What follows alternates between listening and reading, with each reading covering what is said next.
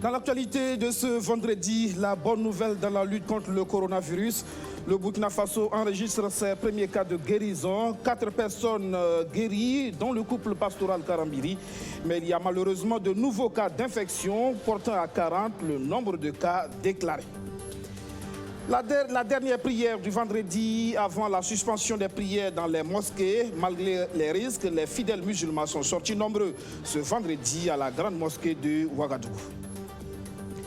Le dossier de ce 9h30, coup de projecteur sur de jeunes artistes chanteurs qui bousculent la hiérarchie musicale au Burkina Faso. Ils ont le sens du show business, ils domptent les scènes nationales et rêvent d'exporter la musique burkinabé.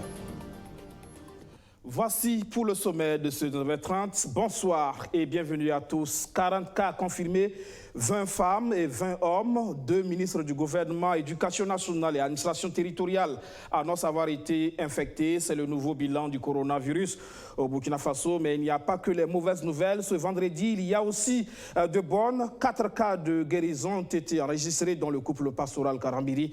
Le professeur Martial Ouedraogo a tenu son point de presse quotidien. Précision, Luc Pabelgem. Sa sortie est attendue chaque matin au SIG, le service d'information du gouvernement.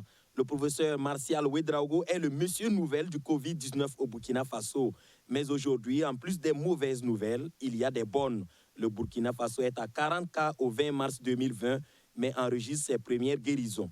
Au Burkina Faso, principalement, nous avons donc 40 cas confirmés à ce jour, dont malheureusement le décès que vous connaissez, 38 cas à Ouagadougou, 1 cas à Oundé et 1 cas à Bobo. Nous sommes donc à 20 femmes et 20 hommes touchés par cette épidémie. Je signale en passant que nous avons eu un personnel sanitaire qui a été également contaminé, ceci apportant à 4 ce nombre. Les contacts donc sont en confinement et suivis. Et nous continuons la recherche des contacts. Cependant, je voudrais porter à votre connaissance une information capitale. Nous avons enregistré nos 4 premières guérisons. Le coordonnateur national à la réponse à l'épidémie du Covid-19 parle de laxisme des populations dans cette lutte qui devrait concerner tout le monde. La contagion rapide de la maladie exige des comportements responsables de tous. Aussi, le 9 mars, nous avions 2 cas, ça c'est un récapitulatif. Le 12, nous avons eu 1 cas. Le 13, 4 cas. Le 15, 8 cas. Le 16, 4 cas. Le 17, 8 cas. Le 18, 6 cas. Et le 19, 7 cas. Mesdames et messieurs, l'augmentation des cas de l'infection, des cas que nous recevons et surtout l'infection de mes collègues et malheureusement les décès que nous avons enregistrés nous interpellent à plusieurs niveaux. Au niveau des équipes de prise en charge, il faudra que l'on sache et que l'on s'attende avec l'augmentation des cas à une augmentation possible des cas graves. Au niveau de la population, qui souvent est laxiste dans l'application des mesures préventives, qui sache que cette maladie peut être mortelle. En ce qui concerne les malades guéris, le professeur précise qu'il n'y a pas d'immunisation à vie. Les guéris peuvent à nouveau contracter le coronavirus, mais feront une forme mineure. Le 3535 est le numéro vert disponible et fonctionnel pour tout cas suspect. Toute personne se sentant mal et estimant être entrée en contact avec un malade est priée de suivre les consignes d'usage, à savoir s'isoler, éviter tout contact et appeler le 3535 pour savoir la conduite à tenir. En rappel, nous avons 240 119 cas au monde avec 160 pays touchés, dont 9 819 décès. Il y a une augmentation des pays touchés en Afrique avec 33 pays. Les pays voisins du Burkina touchés sont la Côte d'Ivoire, le Ghana, le Togo, le Bénin et le Niger. À l'Assemblée nationale, on a mis en place un comité de veille pour surveiller de près l'état de santé du personnel estimé à un demi-millier. Ce matin, le président Bala Alassane Sakandé est allé voir le dispositif. Juliette Tougri, Rémi Lambert-Nébier. La toute première victime de la pandémie du Covid-19 au Burkina Faso est de l'Assemblée nationale. en la personne de sa deuxième vice-présidente. Face à la situation, l'institution s'est mise en état d'alerte.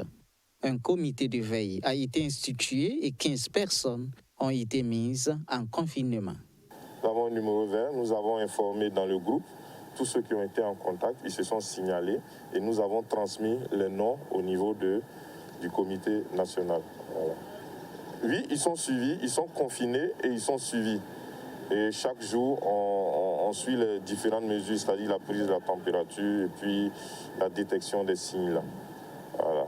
Et pour le moment, rien d'alarmant? Non, pour l'instant, rien d'alarmant. Pour l'instant, rien d'alarmant. Plusieurs autres mesures de prévention ont été prises pour éviter de nouvelles contagions au sein de l'hémicycle. Je voudrais avoir une pensée pieuse pour notre collègue. C'est profiter de cette occasion pour présenter nos condoléances à sa famille et également à sa famille politique. Et dès que nous avons appris la mauvaise nouvelle, nous avons pris des dispositions pour ne pas nous réunir parce qu'à l'Assemblée, nous avons un forum du bureau de l'Assemblée nationale et nous avons donné un rendez-vous et chacun s'est mis sur son portable et on a commencé à faire une réunion, nous avons discuté. Et c'est là que nous avons pris la décision également de suspendre toutes les réunions de commission, même des réunions à 2, à 3, tout type de réunion est suspendu à l'Assemblée nationale. Nous avons également pris la décision de faire désinfecter l'Assemblée. Et donc, c'est ce qui est en train de se faire. Donc, dans ce laps de temps-là, il y a un service minimum au niveau de l'Assemblée. Et donc, pour nous, ce comité de veille, nous l'avons voulu parce que l'Assemblée nationale, personnel civil, militaire et paramilitaire, nous sommes à peu près un demi-millier. Et donc, face à ce problème, nous ne pouvons pas rester les bras croisés. C'est pour ça que nous avons mis ce comité de veille et régulièrement, par téléphone, nous prenons des nouvelles et nous donnons la conduite à tenir. Tout en invitant la population au respect des règles édictées, le président de l'Assemblée nationale a profité de l'occasion pour émettre des thermomètres sophistiqués au comité de veille. Chez les fidèles musulmans, on a tenu à faire la dernière prière du vendredi avant le respect de la mesure de suspension des prières à la mosquée. Une de nos équipes était à la grande mosquée de Ouagadougou où les fidèles sont sortis nombreux malgré le danger lié au regroupement. Majid Bagouan. Il est 12 h à la grande mosquée de Ouagadougou. Un dispositif inhabituel à l'entrée. Désinfection des mains avant d'avoir accès à la mosquée. C'est la dernière grande prière de vendredi avant l'entrée en vigueur des mesures prises par la FAIB, la Fédération des associations islamiques du Burkina. Malgré la crise sanitaire que traverse le pays, ils étaient des milliers de fidèles musulmans à prendre d'assaut la grande mosquée de Ouagadougou. Une dernière prière qui est déjà source de danger. Ces fidèles sont-ils conscients de l'ampleur de la propagation du coronavirus? Non, je ne crains pas d'être contaminé. Comme c'est la prière, c'est propre. Je n'ai pas peur. Ça va aller. On ne peut pas dire qu'on ne craint pas la contamination, dans la mesure où, au regard de l'évolution de la situation, c'est inquiétant.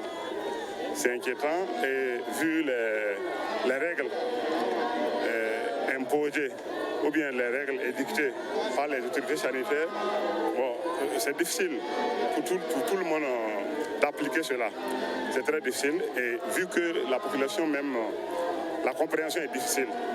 Il y en a qui comprennent, il y en a aussi qui ne comprennent pas, surtout chez nous au niveau des musulmans, c'est un peu difficile. C'est un peu difficile. Mais grâce à Allah, grâce à Dieu, nous espérons que d'ici là, tout ira au mieux. La décision de la FAIB de suspendre les prières dans les mosquées est bien appréciée par les fidèles musulmans. Pour eux, ce sont des mesures difficiles à appliquer, mais la santé avant tout. Comme eux, ils ont trouvé cela nécessaire, nous allons appuyer, nous appuyons, nous allons suivre et nous espérons que ça va aller.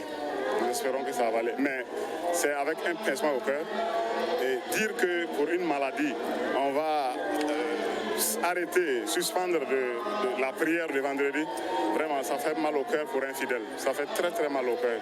Mais on n'a pas le choix et nous espérons que Allah, aussi, il sait pourquoi il fait ça. Et je conseille à tout le monde de revoir, chacun à sa façon, de revoir ses comportements, ses agissements. Et nous espérons que si nous nous remettons à Dieu, ça va s'améliorer, Inch'Allah. Cette dernière grande prière a été l'occasion pour les responsables de la mosquée d'exhorter les musulmans à respecter les dispositions pour le bien de tous les Burkinabés. Le message est porté pour appeler tous les fidèles musulmans à respecter les mesures que les ulémas ont décidées. Il s'agit de suspension des prières dans les mosquées. À les heures de prière, chacun prie celui, Inch'Allah. Et en même temps aussi, on a les baptêmes, il y a les mariages aussi, tout ça c'est genre de regroupement. Et on a demandé que les gens suspendent ça temporairement. Et éviter aussi de regrouper des personnes, plus de 50 personnes. L'imam rappelle toutefois que les appels de prière sont maintenus pour rappeler aux fidèles musulmans à prier à domicile. Il a également invité les fidèles musulmans à suivre les consignes de prévention mises en place par le gouvernement. Dans les compagnies de transport, le risque de contagion est là. À Elitis Express, on en est conscient et on a pris les dispositions sanitaires nécessaires. Sandrine Zougoudi. Lavage de mains, prise de température, poignée des portes bien désinfectées, port de masque ou de gants, les travailleurs de la société de transport Elitis Express veillent au grain. Depuis l'apparition du Covid-19 au Burkina Faso, le dispositif sanitaire est bien respecté au sein de cette gare afin de protéger non seulement la vie des travailleurs, mais aussi celle des passagers. Nous utilisons les gels hydroalcooliques pour chaque passager qui rentre, mais avant le passager, il doit d'abord se laver les mains et ensuite il met le gel hydroalcoolique. Et ensuite, vous avez remarqué qu'on a dû vraiment traiter les poignées de porte parce que les bactéries rentrent par le virus peut se poser sur ces poignées-là. C'est pourquoi vraiment on a nettoyé. À l'intérieur de la gare, tout comme à l'extérieur, les mesures sont prises jusqu'à la pulvérisation du bus avant l'embarquement. En fait, aujourd'hui, à cause de la pandémie qui existe, avant chaque départ, on pulvérise des bombes désinfectants dans tous les bus. On désinfecte tous les bus, l'intérieur des gares et l'intérieur de la salle d'embarquement et tous les objets ou le matériel que les uns et les autres peuvent toucher. Cela permet de désinfecter carrément le bus avant le départ. En plus de la pulvérisation, le bus est doté d'un système pouvant permettre de changer l'air conditionné, une stratégie de prévention. Nous avons un système dans nos bus qui permet d'extraire l'air. C'est ça comme ça. C'est un extracteur d'air qui permet de changer l'air à l'intérieur du bus. Avant, on le faisait une seule fois entre l'axe Bobo-Ouaga. Mais aujourd'hui, avec le coronavirus, on demande aux conducteurs de le faire au minimum 3 fois avant d'arriver à Bobo. Il suffit d'appuyer sur le bouton extrait l'air qui se trouve à l'intérieur du bus et ça renouvelle.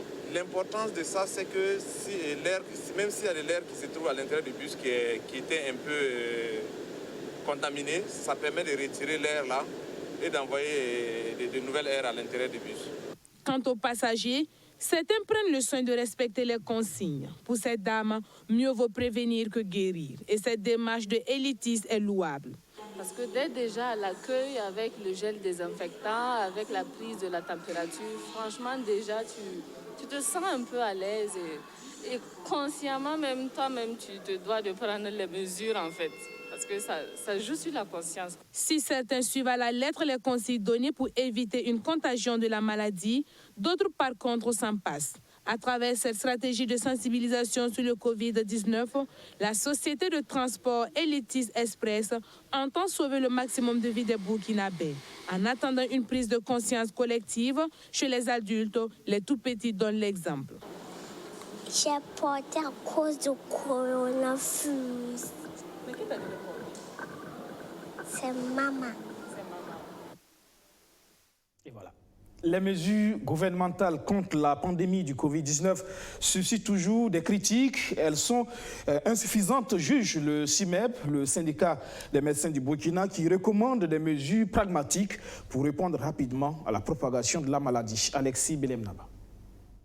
Les mesures gouvernementales contre la pandémie du Covid-19 sont insuffisantes Au regard de la situation qui prévaut à l'heure actuelle au Burkina Faso, 3 jours après la confirmation des 2 cas, le gouvernement a mis en branle son plan de prévention, chose qui demeure insatisfaisante au regard de l'insuffisance des centres de diagnostic dans le pays selon le syndicat des médecins du Burkina. Nous estimons que le gouvernement peut mieux faire et qu'il faut mieux faire. Voilà pourquoi nous sommes allés très vite à faire des propositions pour que nous puissions ensemble améliorer la riposte. Parce que nous estimions que l'heure n'est plus au décompte des responsabilités dans un premier temps, mais qu'il faut aujourd'hui aller à des propositions concrètes, pragmatiques. Des propositions pragmatiques que le gouvernement doit rapidement prendre en compte dans son plan de riposte contre cette pandémie sur le plan national. Il ne faudrait pas que le seul centre de diagnostic biologique soit toujours bobo. Il faudrait très rapidement mettre en place dans les régions, dans chaque CHU, dans chaque CHR. Aujourd'hui, il est possible de trouver des valises de diagnostic qui ne coûtent pas excessivement cher, de sorte à ce que même à l'aéroport, au niveau des centres de réfugiés, au niveau de chaque CHU, de chaque CHR, on puisse capitaliser pour faire le diagnostic rapide. Il faut capaciter ces centres de santé et de sorte à ce que chaque centre de santé puisse avoir au moins 2 salles de confinement. Nous avons dit aussi de réquisitionner le nouveau CHR de Zingaré. Rien ne semble contrer la propagation du Covid-19 à travers le monde. Le nombre de victimes de la pandémie s'accroît de jour en jour. Le CIMEP appelle la population au respect strict des mesures sanitaires. Ce que nous demandons aux populations, c'est de ne pas banaliser cette pathologie. C'est ce que les Italiens ont fait. C'est ce que les Français ont fait et on se retrouve dans une situation. Même en Chine, au début, c'était un déni. C'est une pathologie sérieuse. Il faut prendre des mesures qui importent. Et on a cru que le soleil allait nous aider. Non, le soleil ne nous aide pas. Ne pensons pas que l'homme noir ne fait pas la maladie. Ne pensons pas que l'homme noir ne meurt pas. Il y a déjà des morts. Il faut vraiment prendre au sérieux et respecter scrupuleusement les mesures des autorités sanitaires et beaucoup de civisme. Le Burkina Faso enregistre déjà 40 cas de victimes de la pandémie, dont un décès. Face à cette propagation du virus, le CIMEP interpelle le gouvernement à une communication transparente des cas concernés. Une loi de programmation sanitaire 2020-2025 doit être mise en place pour financer le plan stratégique d'équipement et de réforme des hôpitaux. Il faudrait détaxer les équipements médicaux pour les rendre accessibles à moindre coût. Les gels et les masques doivent être subventionnés dans le cadre de l'épidémie. L'heure est à la vigilance et au respect des mesures de sensibilisation, conclut-il. À Bobo Djilasso, c'est le SYNCHA qui s'insurge contre le dispositif mis en place contre le coronavirus.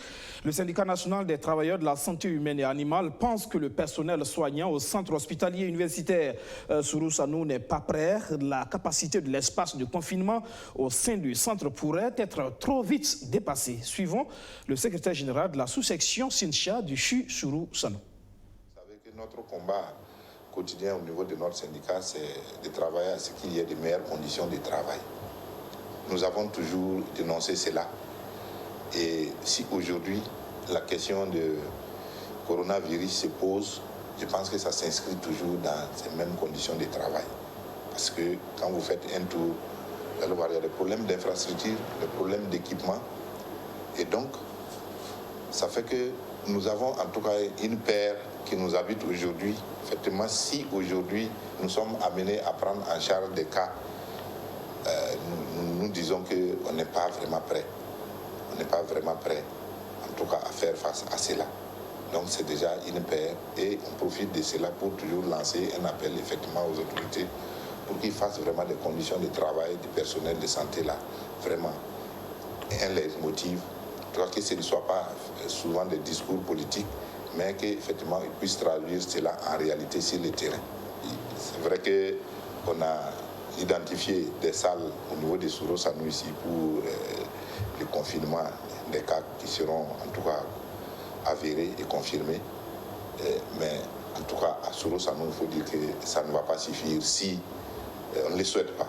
Si d'aventure, en tout cas, il y a un nombre élevé de cas, je le dis bien, on ne le souhaite pas, En tout cas, les salles qui ont été identifiées là ne pourront pas contenir, effectivement, à l'image de certains pays même qui ont beaucoup plus de moyens que nous et qui aujourd'hui sont débordés. Et cette question à présent, comment en est-on arrivé là? Plus de 240 000 cas déclarés dans le monde, près de 10 000 décès. Le coronavirus, un phénomène sanitaire qui prouve la vulnérabilité du monde. Quelle espèce animale est-elle à l'origine de l'épidémie de coronavirus qui sévit actuellement aux quatre coins du monde? Une chauve-souris? Un pangolin? Le marché de Wuhan est-il toujours le coupable idéal alors que le tout premier cas humain identifié n'aurait pas fréquenté le lieu? Beaucoup de zones d'ombre persistent encore sur l'origine du virus, mais la Chine a très rapidement pris la mesure du danger. Des hôpitaux supplémentaires construits en un temps record, des mesures de confinement drastiques imposées à des millions de personnes. En 4 mois, Pékin est parvenu à reprendre le contrôle de la situation. Les leçons de l'épidémie du SRAS il y a 20 ans ont porté leurs fruits et l'OMS, l'Organisation mondiale de la santé, affirmait encore avec conviction le mois dernier que le Covid-19 saurait être empêché de devenir une pandémie. Le nombre total de cas est relativement faible et nous sommes préoccupés par le nombre de cas sans lien qui des voyages en contact avec un cas confirmé.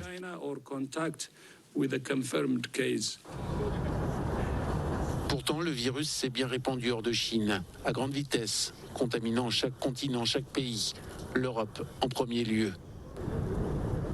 Le taux alarmant d'infection et de décès en Italie d'abord, puis dans toute l'Union ensuite, suggère à certains experts de la santé que les avertissements et les mesures préventives n'ont pas été prises assez au sérieux. Les gens ne comprennent pas que c'est la seule façon de contenir le virus. C'est là que les autorités doivent mieux communiquer.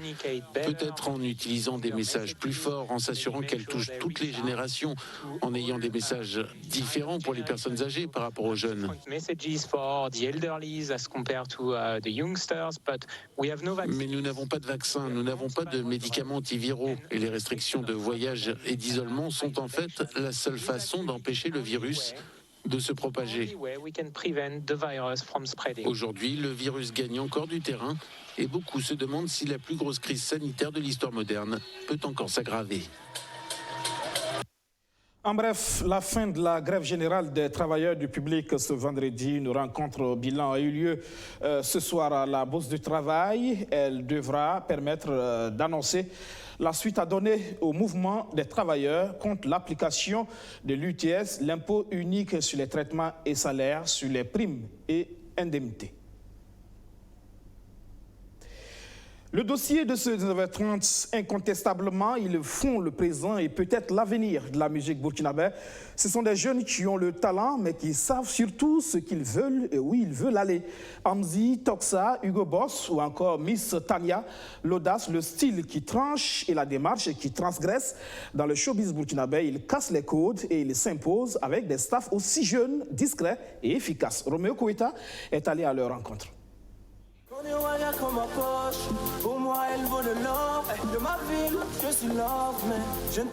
Malgré le succès, ils n'ont pas oublié leurs racines. C'est ici au quartier Noncé de Ouagadougou que tout a commencé pour Amzi et Toxa. Ce matin, ils retrouvent leur porte au kiosque et le café matinal pour débuter comme d'habitude. L'ambiance ici, c'est vraiment cool, quoi. C'est là que ça vient, les inspirations et tout. Leur seule présence suffit pour faire le plein du kiosque. Ici, ce sont de véritables stars, des exemples même. Leurs amis d'enfance sont fiers. On était assis au grand, on disait, ouais, ils ne veulent pas travailler, c'est l'été, voilà, ils sont là matin, midi, soir. Bon, lui, il a réussi comme ça. Donc maintenant, ce qui fait qu'au quartier, tout le monde nous respecte. Les gars, ils sont bons. Et je suis sûr que d'ici quelques années, là, ça, maintenant, c'est l'extérieur. Hein. On va tester les Américains maintenant. Les scènes internationales, c'est encore un projet. Mais au plan national, Amzi a conquis les esprits. Il fait le plein de toutes les salles à l'intérieur du pays. Le Koundé de la Révélation 2019 bouscule actuellement le game dans le rap burkinabé avec un style qui lui est propre.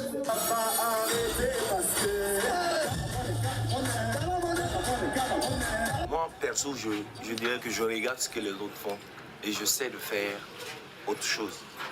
Genre, j'essaie de faire ce qu'un autre rappeur n'a jamais fait, ce qu'un autre artiste n'a jamais fait.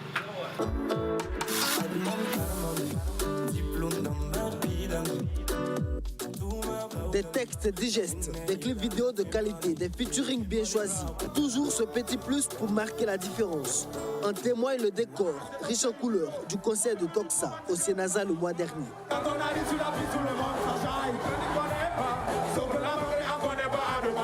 C'est déjà l'envie de faire la différence, déjà qui fait la différence. Je pense que c'est ça en fait. Déjà l'envie de vouloir d'observer déjà tout ce qui existe et d'arriver avec une nouvelle chose, une nouvelle manière de faire. Voilà, c'est un peu ça déjà, c'est l'esprit qu'on avait. Derrière ces deux étincelles, Tidi Ouedraogo, un jeune producteur discret qui préfère mettre ses artistes en avant. Il nourrit de grandes ambitions avec ses deux pépites. La scène musicale burkinabé est en pleine ébullition. Parmi ces jeunes artistes qui cassent les codes, il faut aussi compter avec Hugo Boss. Lui qui vient de passer la barre du million de vues sur YouTube en 4 mois avec Ça connaît pas. Son featuring avec MC1. Nous le retrouvons au lancement du clip de son nouveau titre, Comme Dame. Ce soir c'est gâché, appelez les ambulances. DJ pousse le son, sur la piste tout le monde danse. Il a bâti son succès sur les réseaux sociaux. Il compte aujourd'hui environ 165 000 followers sur Instagram et plus de 50 000 abonnés sur Facebook. On essaye vraiment de donner le meilleur de nous-mêmes pour qu'aujourd'hui on puisse comparer un artiste burkinabé avec un artiste français. C'est possible si la jeunesse est prête, si les mélomanes vraiment sont prêts vraiment à soutenir la nouvelle génération musicale. Je me dis qu'on pourra faire beaucoup de merveilles. Son premier album sorti en 2017 a connu un succès qui lui a ouvert les portes de l'international avec à la clé des tournées au Rwanda et au Kenya. Ces artistes de la nouvelle génération veulent faire rêver la jeunesse burkinabé. Et ce n'est pas Miss Tania qui dira le contraire. Celle qu'on présente comme la nouvelle coqueluche de la musique burkinabé. Ça, c'est une salle de répétition, donc genre, il faut s'entraîner vocalement et tout ça, tu vois. Il faut travailler, tu vois. Et puis pouvoir gérer les scènes et tout ça, pouvoir bien enregistrer au studio aussi.